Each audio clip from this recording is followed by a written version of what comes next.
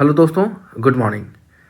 तो जो भी दोस्त अभी आरआरबी जेई 2000 सीबीटी देकर आराम कर रहे हैं तो उनके मन में सबसे ज़्यादा एक ही प्रश्न आ रहा है कि आपका रिजल्ट कब तक डिक्लेयर होगा।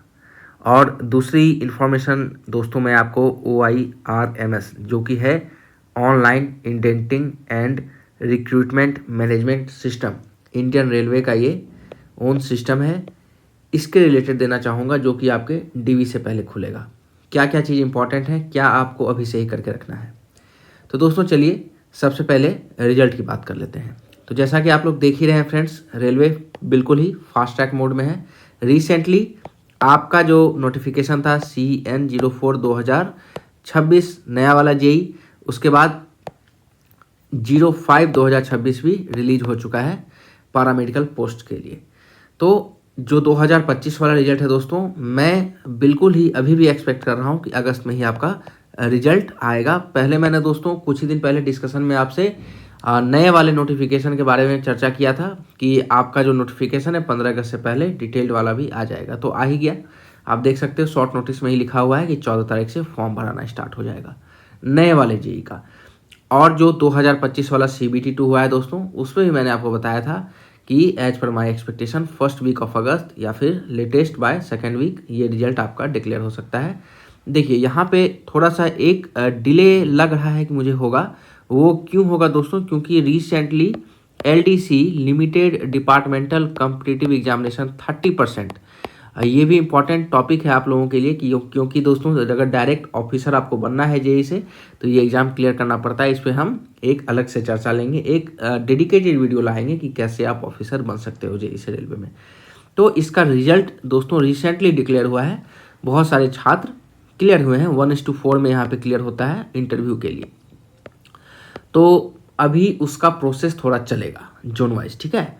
तो थोड़ा सा हो सकता है। और एक है आपका GDC, जितने भी 2023 वाले फॉर्म निकले हुए थे वो जहाँ भी एग्ज़ाम नहीं हुए थे उसको कैंसिल करके दोबारा कराना है। ये रेलवे बोर्ड का ऑर्डर आ गया है क्योंकि 2025 के लास्ट में मतलब नवंबर के आसपास एक नोटिफिकेशन जारी हुआ था जहाँ पे एग्ज़ाम पैटर्न में कुछ चेंज लाया गया। तो इस चेंज को इंट्रोड्यूस करने के बाद फिर से GDC रिपब्लिश होगा।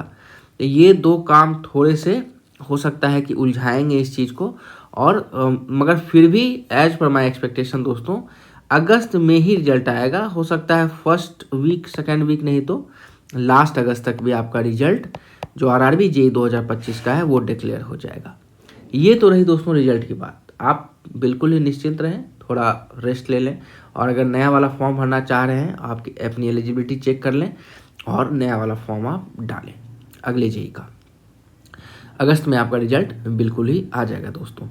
अच्छा, OIRMS ये बहुत ही इम्पॉर्टेंट मुद्दा है। इस चीज़ को लेकर बहुत सारे बच्चे लास्ट में उनको बहुत दिक्कत हुई थी पिछली बार डॉक्यूमेंट वेरिफिकेशन में। तो दोस्तों डॉक्यूमेंट वेरिफिकेशन को लेकर डिटेल्ड वीडियो मैं लाऊंगा, मगर उसके पहले ये चीज़ आपको जानना बहुत ज़रूरी है दोस्तों। डॉक्यूमेंट वेरिफिकेशन से पहले अगर आपका कहीं भी आपका या आपके पेरेंट्स का नाम, आपके एजुकेशनल सर्टिफिकेट में आपका नाम या कोई भी ऐसा डिटेल कुछ स्पेलिंग मिस्टेक है तो उसके लिए आप अभी से ही अपने सिविल कोर्ट में जाके एफिडेविट बनाने वाले बैठे रहते हैं, एफिडेविट करवा के रखें। क्योंकि लास्ट में ये चीज़ करवाना पड़ेगा और अपलोड करना पड़ेगा आपको OIRMS पोर्टल में। आपका जब भी रिजल्ट डिक्लेयर होगा उसके तुरंत बाद ही DV का शेड्यूल जारी होता है और टाइम ज़्यादा नहीं मिलेगा। और DV के शेड्यूल से 10 से 15 दिन पहले OIRMS आपका खुल जाएगा पोर्टल। वहाँ पे आपको डॉक्यूमेंट्स अपलोड करने पड़ेंगे, आपके पर्सनल डिटेल्स, आपके एजुकेशनल सर्टिफिकेट, आपके रिजर्वेशन सर्टिफिकेट, आपके कैरेक्टर सर्टिफिकेट जो भी होते हैं, बहुत सारी चीज़ वहाँ अपलोड करने पड़ेंगे। और उसमें एक एक्स्ट्रा जो ऑप्शंस होता है उसमें एफिडेविट आप अटैच करोगे अगर आपकी कुछ गलती है। तो ये काम आप करवा के रखें।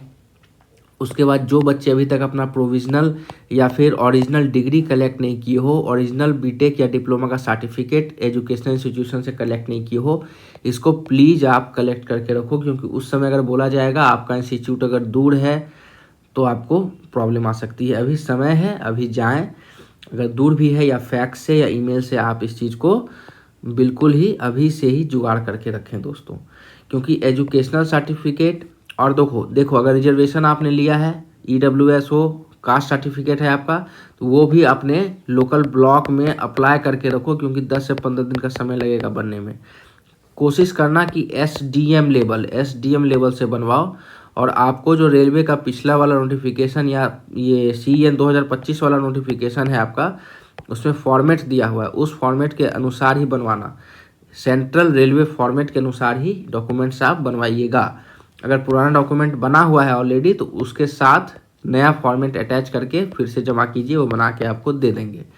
तो ये सब काम दोस्तों OIRMS पोर्टल खुलने से पहले आप कर लीजिए, क्योंकि रिजल्ट डिक्लेयर होने के बाद ज़्यादा समय नहीं मिलेगा। वहाँ आपको हैphazard हो जाएगा सारा चीज़, और फिर बेकार हो जाएगा। फिर आपको DV में ब्लॉक डेट में जाना पड़ेगा, एक मेंटल टेंशन क्रिएट होगा। ठीक है, DV होता है, फिर मेडिकल होता है, फिर आपका ज्वाइनिंग होता है। तो इस चीज़ को आप अभी से ही क्लियर करके रखें। और जहाँ तक रही एक क्वेरी आ रही थी बार बार कि सर नए वाले जो JEE फॉर्म भरेंगे 2026 वाले, उनका एलिजिबिलिटी डेट क्या होगा। तो मैं जहाँ तक समझता हूँ ये 1/1/2027 होना चाहिए, काहे कि जुलाई के बाद आपका ये नोटिफिकेशन मतलब जुलाई में ही आया है नोटिफिकेशन, आपका अगस्त में ये फॉर्म भरना स्टार्ट होगा।